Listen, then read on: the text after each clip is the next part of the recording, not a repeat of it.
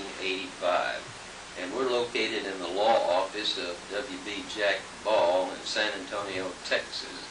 And the purpose of this videotape interview is to interview Brother Ball and to learn something about his life and his contribution to Masonry, and particularly his service as Grand Master of the Most Worshipful Grand Lodge of Texas.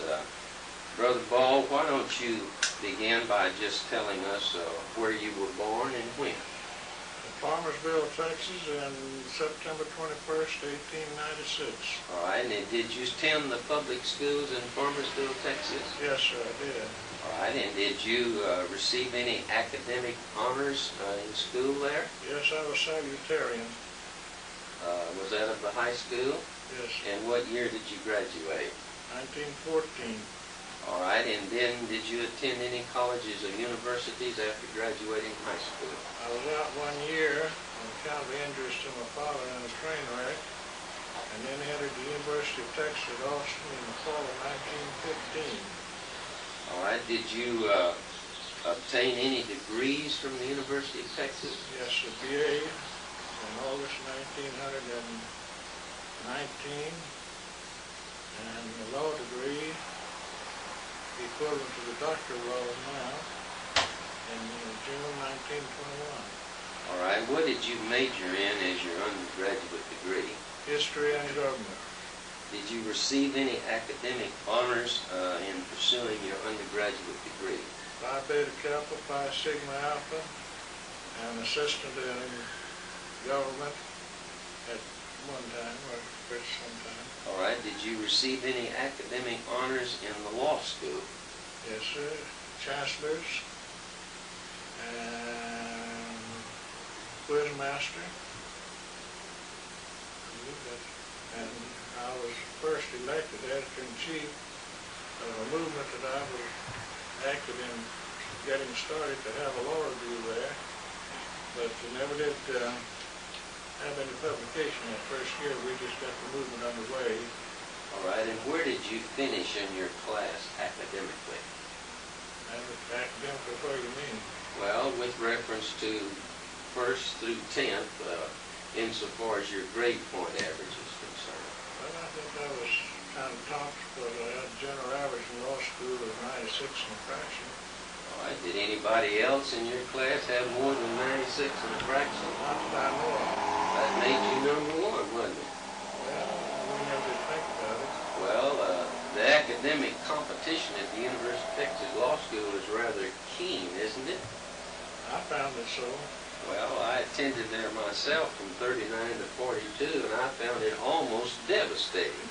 Competition was vicious. After you graduated from law school in 1919, is that right? 1921. 1921, what did you do? I came to San Antonio and went to work in the law firm of Tolliver, Cunningham, and Morrison. I got my law degree one night. Those days we didn't have to take examination if we were graduating the university and one or two other schools. All right. So I got my law degree one night, and I came over here and went to work the next day because I had been over a month from advance and had a good job lined up. Now, you were a trial lawyer, were you not? I tried a few lawsuits in my lifetime.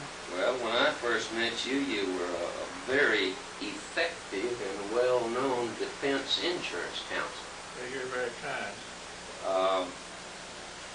When did you, well, let me ask you this. Did you hold any offices in your legal profession? President of the San Antonio Bar Association, director of it for many years.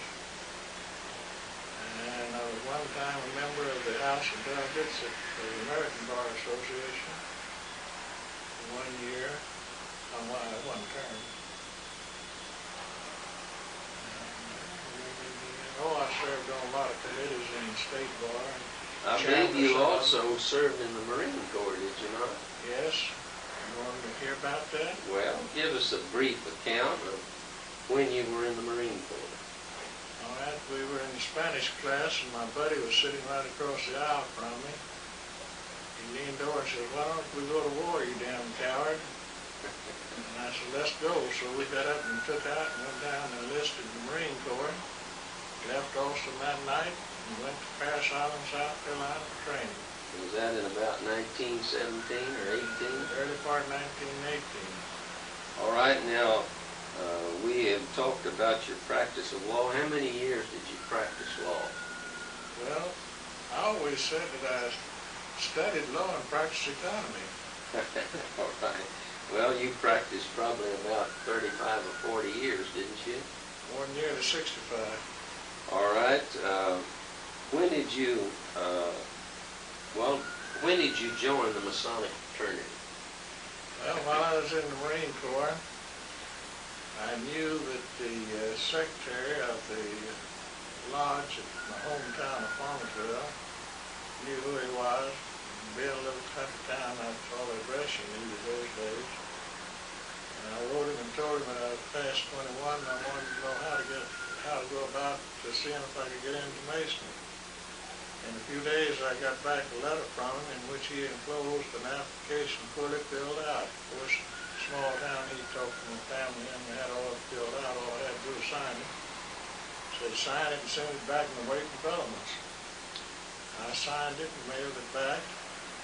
In due course, I got a letter from him that I had been balloted for and favorable, and that they had made arrangements through the Masonic fraternity and through the military for me to receive my degrees by courtesy at Beaufort, South Carolina. And was this in 1918?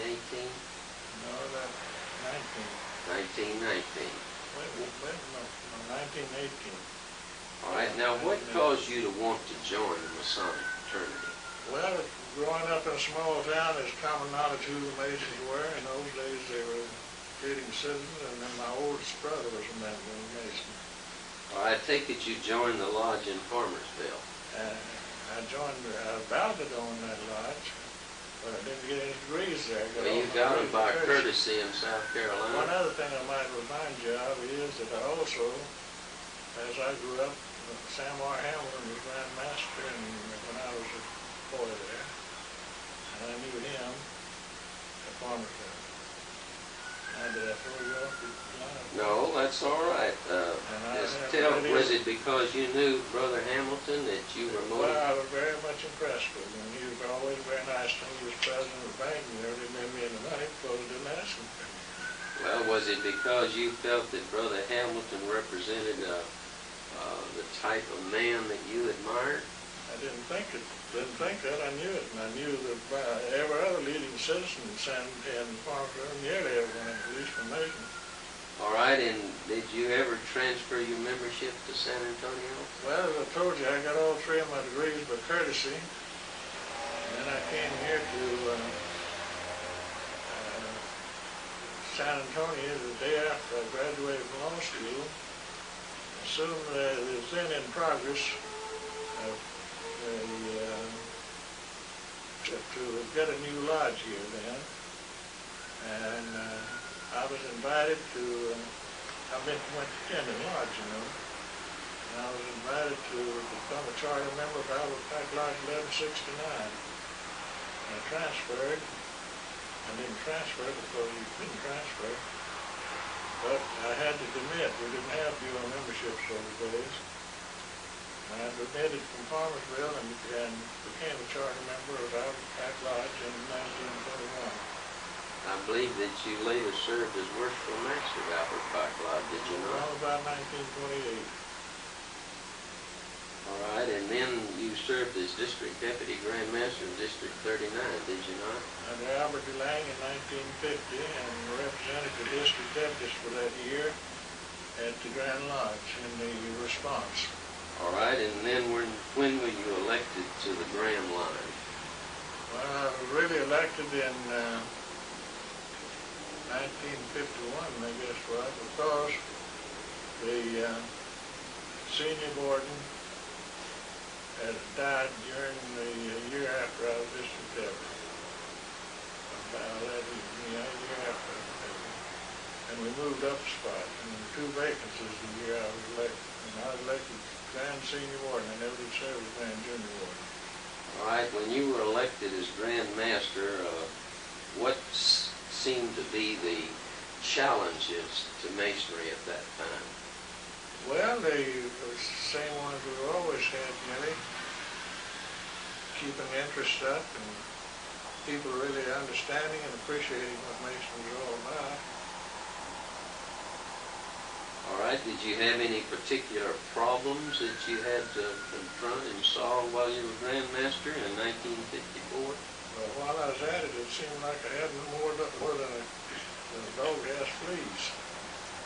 For instance, I had a very ticklish one on property dispute as to whether or not certain members of Bishop Lodge had made a contribution or had made a loan.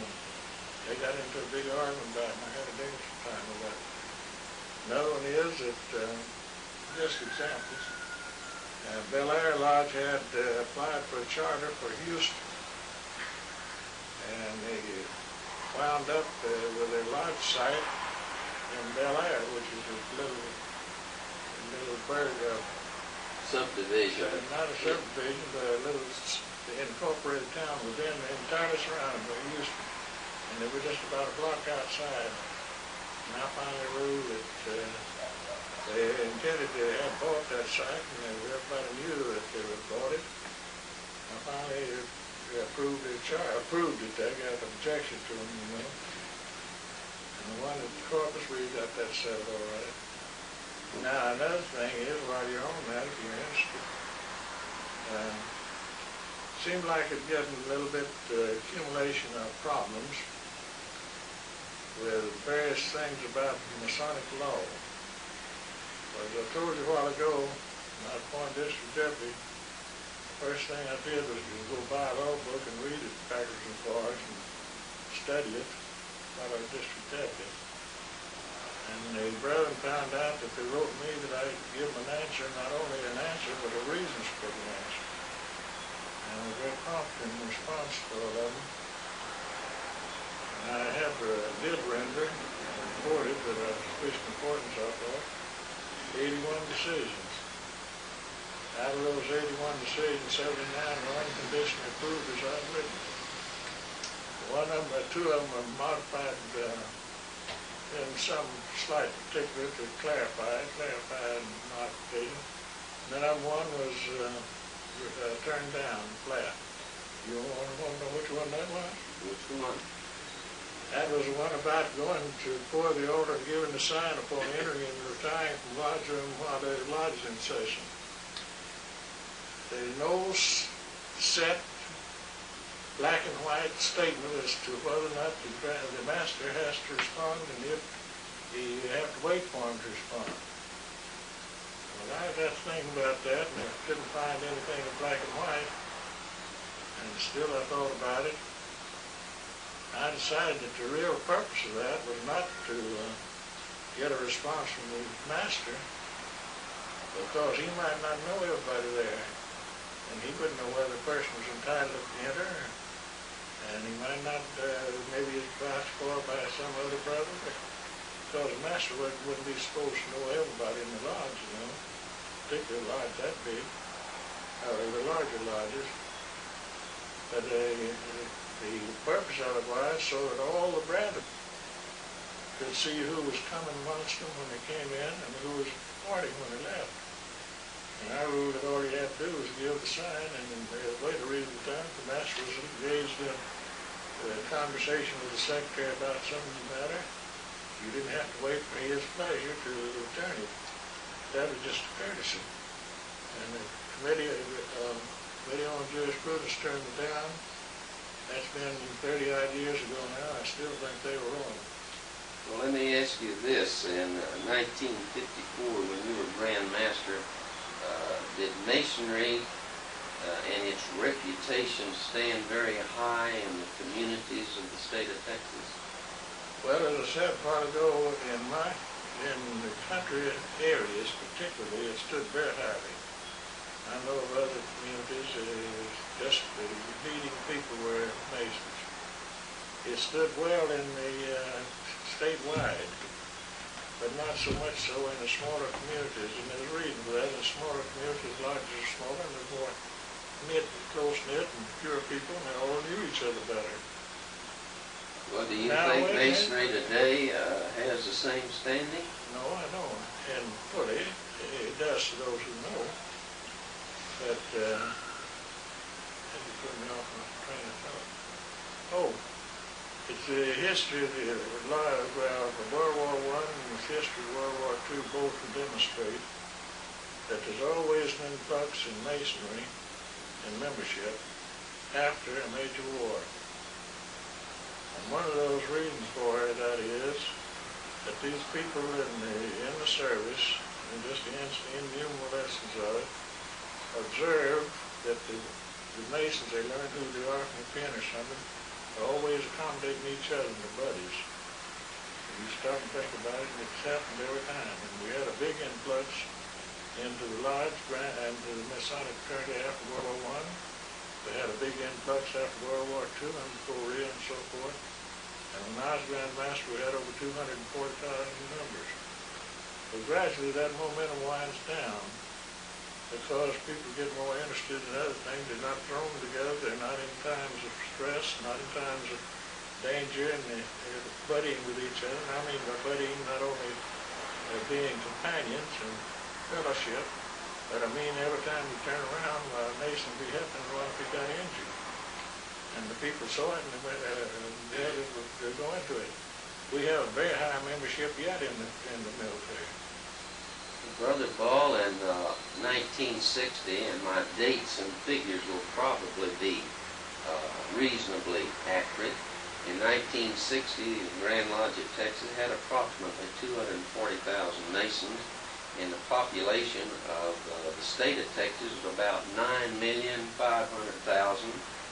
And in 1984, the Grand Lodge of Texas had approximately 200,000. We lost approximately 40,000 in membership, yet the population of the state of Texas had increased by 50%, and the population in 84 was approximately 14,500,000. So we've had about a 50% increase in the population of the state of Texas, yet we've declined in membership. Do you have any answer for that? Yes, the population, lots of population that has increased has been immigration. And they have, a lot of them are Masons from other states that you never know are Masons. They never do follow up and get acquainted and follow up. Another is that we had the comradeship in the military service I was telling you about, which wasn't there. And they died off. So the percentage, but the big thing is the population change. And then I guess that probably the most important thing of all is that in the last 30 years there's been a tremendous change in the attitude of the American people. They now have so many distractions. Television of all sorts. Sports have increased tremendously, and we got sports going on every football all year, and baseball used to be the only professional sports, you know, back in the day. And now we have so many sports, and then too, I think that one of it is the Masonry has not suffered nearly as much, in my opinion, as the family has. The individual families, on account of many of the mothers, now are working people. The ladies, and they used to be housewives. And people knows, even through the war, particularly through the war, there's more family life. And it's closer knit. Maybe that's a little wandering, but that's... Do you think the moral and ethical standards of society in Texas has changed any since 1960? I think on the overall picture, yes. Do you think that has anything to do with the interest in the Masonic fraternity? Yes, I thought I was trying to stress that a while ago. Well, maybe I just wanted to bring it out a little bit clearer. Do you have any ideas of how Masonry might meet this challenge? Because when there's a great social need, it seems to me that Masonry has a great opportunity and a challenge rather than to take a defeatist attitude. Do you think there's anything Masonry could do to increase the interest in Masonry across the social structure of the state? Well, I've traveled around and I find it everywhere in the United States. And I've read page after page and received, and I don't know the answer. I I think it's there, but I think that it doesn't destroy the work of masonry, but it's just a different attitude, a different culture, more distractions, more less home life, where there would be a tendency for the husband to go to lodge. And I just don't know, except that I wish that someone would be a little bit more energetic. Some of the main leaders, like grandmasters. I did something to try to start it, so I wrote an article in the Grand Lodge magazine on that subject, but I never have found the answer yet. Now wait a minute. If you stop and think about it, it's true that Masonry is not a religion. Not a religion in the sense of denominationalism. It's not any kind of religion. But it is religious. You get the distinction. Because you've got to believe in the monotheistic God. You know what I mean? Yes, sir. And it's the only organization that I've ever known of anywhere that should be sponsored by everybody that are right-thinking people, for the reason it's the greatest hope for universal peace that there is in this world. Now, why do I say that? Because it is not denominational controversies, and there's nothing worse than a denominational fanaticism in religion. It's not political. People of every political party can belong to it, and they can discuss politics, provided they don't make partisan politics. See what I mean? And if we would promote more the interchange of fellowship between different Masons of the world, we do have some, but we don't have enough of it. I think it would be helpful. Do you feel that the moral and ethical customs and practices of society have become less in the last 25 years? Oh, very much so. Do you think that has anything to do as to whether a young man would be attracted to the Masonic fraternity who professes a belief in a moral and ethical code of conduct? I do, because the things that we used to think more or less as being so important are not really important anymore because of the digressions and the diversions and the other activities. Well, I would feel that Masonry has an even greater challenge today than it had 25 years ago, because there's a greater need for fellowship and exchange of moral and ethical ideas.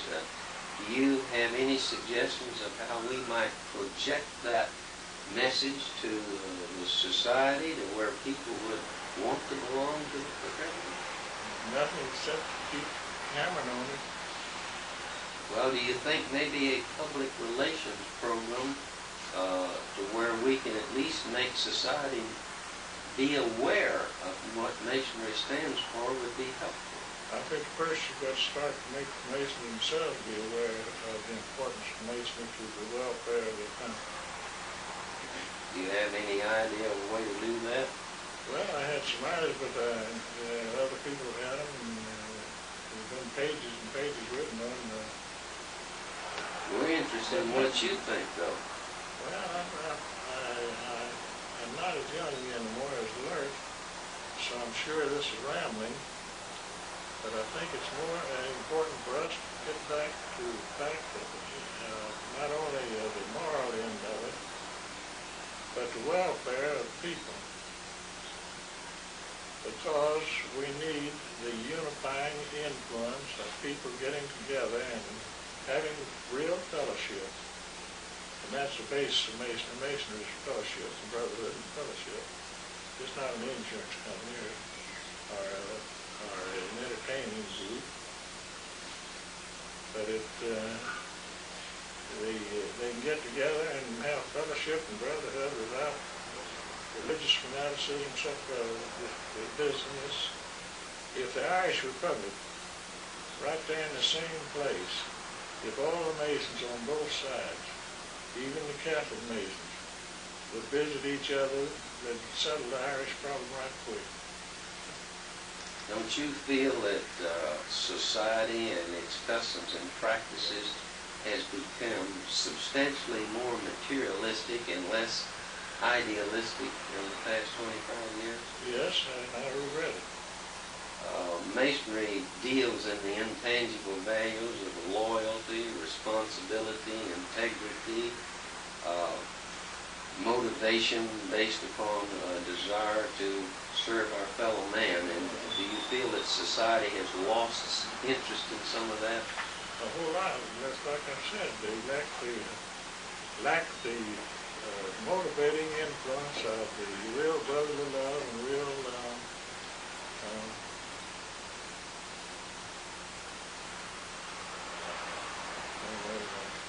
Well, do you feel that the breakdown of the family relationship has had some adverse effect on an interest in intangible values? Children don't grow up with the same sense of responsibility and the same sense of discipline. And naturally, if they don't grow up in an atmosphere of that, they're not going to be disciplined, they're not going to feel responsible when they get born. Well, Brother Ball, I've asked you a number of questions, and so that I will not miss anything, I would like to ask you like some lawyers do, and I'm sure you'll appreciate this question. Is there anything I haven't asked you, any subject matter that you would like to speak to for the benefit of this tape recording? That depends on the breadth of the interview. You stated in the interview is my activities in masonry. Well, you've already covered those. Well, you think we've pretty well covered the subject? I think you've pretty well covered my views on masonry, but if you want to get a real insight into my views of masonry, read my messages in the 1954 proceedings. Well, you know, and let me explain. At that time, we had a real magazine, about 8 by 12. And it was on a subscription basis. But we had the magazine, Grand Lodge magazine, published every month. And the Grand Master's supposed to write a message every month. And they're in the proceedings now, I put them in there. And that I displayed the best I could my views. Brother Ball, I just think it's wonderful that we have the technology to videotape this interview and to hear your views on masonry and to make a short study of your life, because you're respected and revered all over the state of Texas for your contribution to the legal profession and your contribution to masonry, and it's certainly been my privilege to have this opportunity to interview you, and I want to thank you. Well, that's okay. I thought you wanted a little bit more about what I've done in masonry. All right, let's hear that. Well, I've already told you I was district deputy, master in the lodge, and this is rather an unusual thing. I think I am the only person that ever became Grand Master before he ever sat in the lodge for his application of college performed. Got all 3 of my degrees by courtesy. I got out of law school one night and went to work over here the next day. I never went back to Palmersville except on Sundays after that, and the lodge didn't meet on Sundays. The first official act that I took after was installed, I got a chance, was to notify that lodge that I was going to visit them on a certain day. Well, I think that's wonderful. And then, as you know, I was started out master, and then I was district deputy, and Grand Senior Warden on up the line. And while I was Grand Master, one of the things that I was interested in, that at that time one of the big problems was that the big districts like Houston, Dallas, Fort Worth, for instance, Houston had 36 lodges, or Dallas one or the other, to one district deputy. and I'd been on committees and everything to redistrict. We never could agree on any redistricting because it always established lines, 14th one stay the 14th, 30th one stay the 30th, and on down the line, you know. And one of the things tried was the year before, my immediate predecessor had got the Grandmaster, then Grandmaster, to appoint an assistant district deputy. Grand Lodge rightfully turned it down. Why? The Constitution says that the Grand Lodge shall divide the state into districts, and the Grand Master shall appoint a district deputy for each district. And no such office as assistant district deputy. And you can't appoint someone to an office that you can't hold. And I use that because that was what Mill wanted me to do. They tried different other ways. I got things about it, and I thought, well, now, wait a minute. And all that's true. Am I going too long? All that's very true. But I defy you to find in black and white anything about concurrent territorial jurisdiction for individual lodges. Just ain't there. That was a creation of your mind to comply with the law, wasn't it? Wait a minute, somewhere down the line they got the doing that, having concurrent territorial jurisdiction for individuals and subordinate lodges. And I said, well, now why can't we have concurrent jurisdiction for districts? And then they appointed districts for each of those districts. I focused on the Padres, Albert DeMay, and Johnny Crooked and those fellows. Johnny Crooked says, why in the hell didn't I think of that? When I mentioned it to him. And that's what we had, what we did. And then the question came, in other words, you've got A, B, and C, and D. Each is a separate district, entirely separate. The district deputy in District A has no standing whatsoever in District B. It's just as separate as Anchor Lodge is from Albert Park Lodge. See?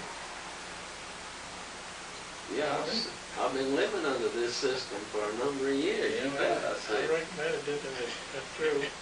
I thought that was rather a solution for the reason then you didn't upset the old district. It's still got that 14 there, but you got another district. You got another district deputy, and that complies with my That's why you were such a good lawyer. You were ingenious in working within the law and expanding the law and solving a problem.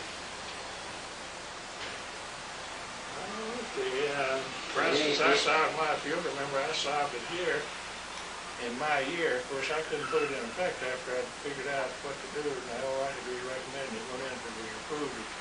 My Grand Lodge was approved, and it went into effect after it was approved. But I solved it by another method. I found that the laws of Grand Lodge laws says the Grand Master can appoint any number of deputies he wants to do things for him. He can deputize you to go visit a certain lodge or to transact some business with a certain lodge or something. So I deputized Jack Hicks as my deputy to assist, and got Johnny Pepper, my district deputy. And you know, Jack made a good assistant. He wasn't holding any office except my deputy. That's the greatest thing that ever happened to John Pepper, I can tell you that. Oh yeah, and in my year we recommended and the Grand Lodge approved new aprons. Well, aprons have gotten disreputable considering the way the lodge was prosperous then. At a time we were kind of promoting it, but fortunately the chairman of the finance committee was a good compadre, and we got new aprons in that year.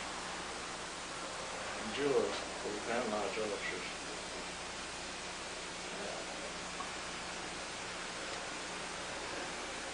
Oh yeah, and I recommend it, and you're carrying one right now. An identification, it's a special identification card for Master and Master. I something like that.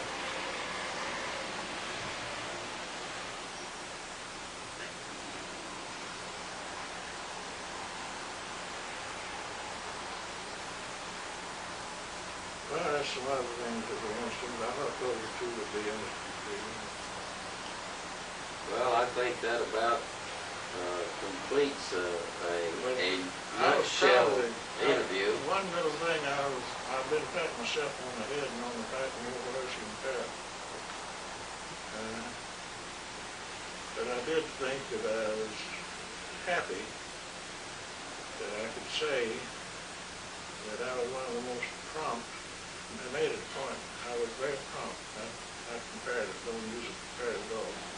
I was very prompt in responding to inquiries from the brethren. In other words, those days we still had the 11 o'clock Katy in a train going both ways. The mail would come to us in Austin, unless in Waco. Unless I was there, going to be there the next day. That mail came on, and Miss Phoebe, who'd been secretary for a long time and was my right hand, would figure out the best she could what it's all about, send me a little note if she wanted to add any comments, and I would get it the next day. And I answered most of them the day following. And sent it back and it went out. I got one here the other day that requested way back in November, just as I answered now. Well, when you grew up, a man's reputation was probably the greatest asset he had. And reputation is not something that you come by free. It has a price. You have to earn it. And that's what you believed in. I just believe that, it's been my profession too, lawyers do things on time. Yeah, we have time frames and deadlines. Deadlines. Well, Brother Ball, I think that's a pretty good interview, and I want to thank you. And listen, shake my hand. I appreciate very much being here with such a Masonic giant. It's a real pleasure. Thank you very much. Remember what I told you when you came by my office and asked me what I thought about you running at the time you did run? Yes, sir. What did you tell me? I told you what I've been doing a little bit to set that up, and I think you'll be elected. Well, if it hadn't been for you, I wouldn't have been elected, and I'll publicly make that statement right now. I did tell you I had done some preliminary work. I hadn't done anything to convince anyone. I just feeling out how they felt. Well, I was just reporting to you what they were telling me that they do. Well, if you just said that you have a lot of confidence in somebody, that'd go a long way towards people being influenced. That's how well you're thought of. You're too kind, Bob. No, I'm not. I'm just telling it like it is. Anything else that you'd like to say? No, that's too much. I've said too much. All right. Well, thank you very much. That'll conclude the interview.